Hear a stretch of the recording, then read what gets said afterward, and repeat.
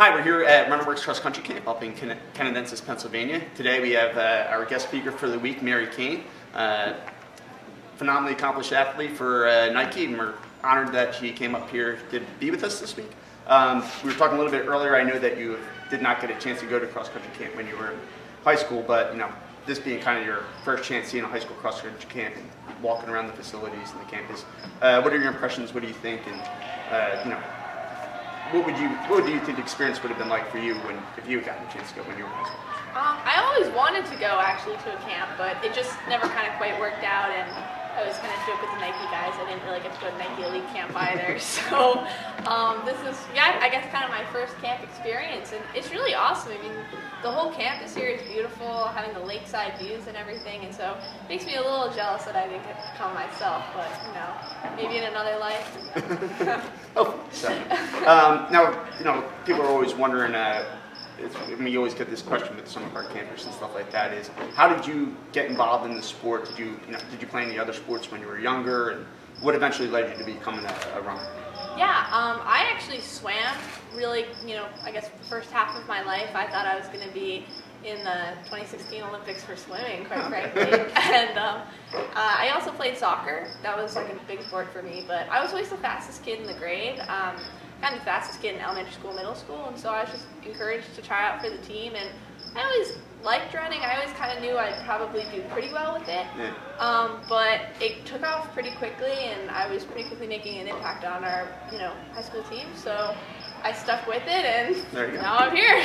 All these years later? Faster than all the boys in the grade school too? Yeah, of course. I would figure. Yeah. So how is it your training structured for yourself, whether it be, for the week, for the season, perhaps the year? Maybe you could take us through a little bit, just kind of things that you touch on, and the plan that you have laid out, kind of a general. Yeah, for sure. This year I'm excited because I plan on going back to like cross country route, so it's kind of appropriate that I'm at this camp today. I'm gonna do some like road racing, cross country races in the fall, and then my indoor and outdoor season. And typically, we try to peak more for the indoor and outdoor season. We kind of have a 2-peak sort of schedule.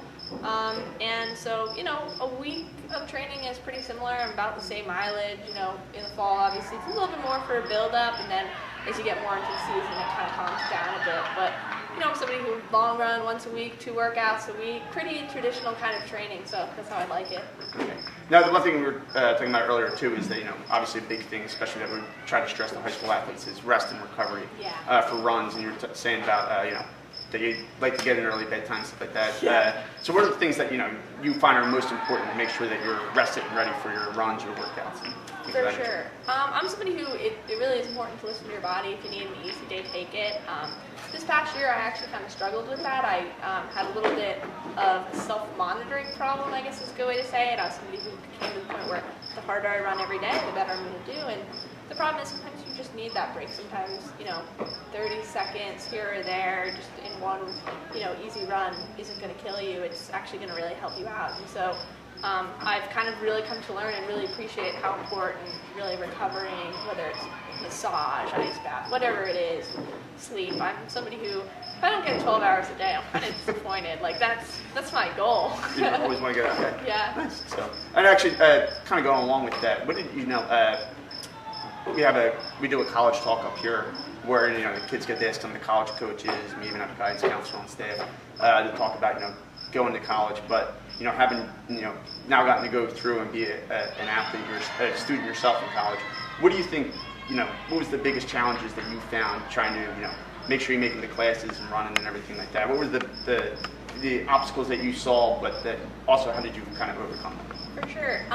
It can be pretty difficult your first year of college. I think we can all figure that. I think most people who have been through it know it.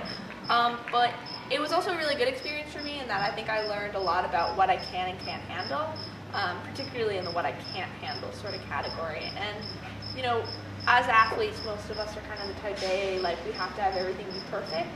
And I think I took on personally a bit more, I bit off a bit more than I could chew.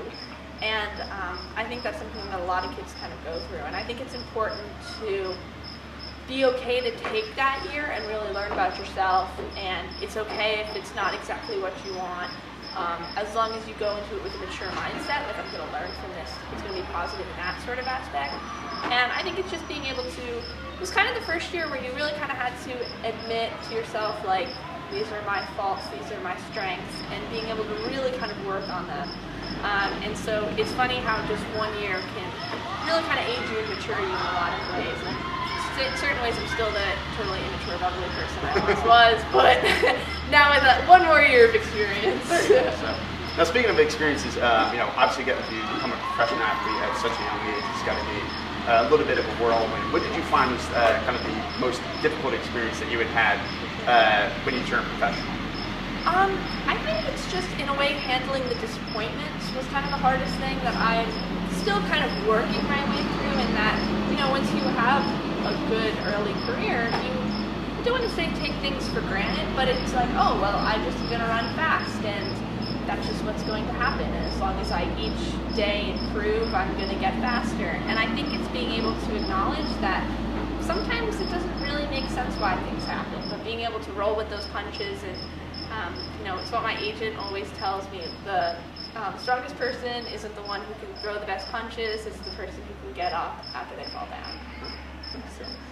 We were actually, some of the counselors were discussing this earlier, kind of wondering, for you, how the veteran athletes responded to this young girl coming in and taking us on and stuff like that. What has their response been to you, concerning your emergence as an elite? Yeah, I would say in the sport as a whole, been extremely positive. Bernard Lagat is the first person who I think of when you say veteran athlete, and oh my God, he is the best guy I've met. Like, he's just somebody who after a race will come over to you, how'd it go, okay, well maybe you can do this next time, and he's somebody who really will take you under his wing. And that's true with a lot of my teammates, have been really supportive of me. That being said, there are some people who don't necessarily like us young kids in the scene, and I'm not the only one out there though now. There's a few of us, and I think we're kind of changing the game, and so some people love it, others not so much, but that's kind of like everything in life. So. Now, we're talking, to get to that level, people have to make a lot of sacrifices. Yeah. What do you feel like has been, kind of the biggest sacrifices that you've made to kind of get to where you're at this point? I think one thing I always try to say is that I don't like to look at anything as sacrifices, in that I've had to give things up for sure, but at the same time I'm giving them up because there's something better that I want, something more that I want. And so I guess, kind of some of those sort of things would be like, probably some people would be like, you sleep 12 hours a day, is that really like something you want to do? And the answer is like, yeah. So like to some people they might look at that as a bit of a sacrifice in social life, but it's okay. I just roll with a different crowd, I guess. But I think really kind of the biggest thing for me is more of an academic standpoint, in that I'm a chemistry major, and so I'm like I love school. I'm very kind of keen to that sort of thing. But there's, right now this next year's an Olympic year, I'm not going to take the same class load, and so it's not that I'm not going to get the work done, but it might just take me a little bit longer to do it. Don't worry, I'll graduate in at least 6 years, but I'm not going to do that. But it's, I'm the sort of person who would probably prefer it to be done in like 3 or 4, but right. That's not quite probably going to happen. Well, that's now, and lastly, what advice would you have, for the campers that have come up here this week, have been getting a lot of training in, what, some simple advice that you would give to them for their upcoming cross-country seasons? Yeah, for sure. I would first off just say get excited about it. I know sometimes, like, coming off of an exciting, camp and stuff like that, there's almost like a little bit of a low period, but just keep the ball rolling, keep the camaraderie on your team really high, get excited, and find like a really big goal. Create a goal with your team and just, really, run with it, quite literally, no pun intended, I guess. And I think one of the biggest things is, like, don't put a box on what you guys can do together. And it's nice being able to talk in the plural, and that cross-country is a team sport. And so, I'm somebody who I didn't really get to have that many cross-country seasons, but it's really nice to be able to kind of share that sort of thing with a lot of other people. So enjoy it. Excellent. So, well, thank you so much for coming up, and the best of luck with the future and everything that you have coming up, and going into the Olympic year. And we wish you the best, and feel free to come back and visit us at RunningWorks anytime. For sure. Thank you.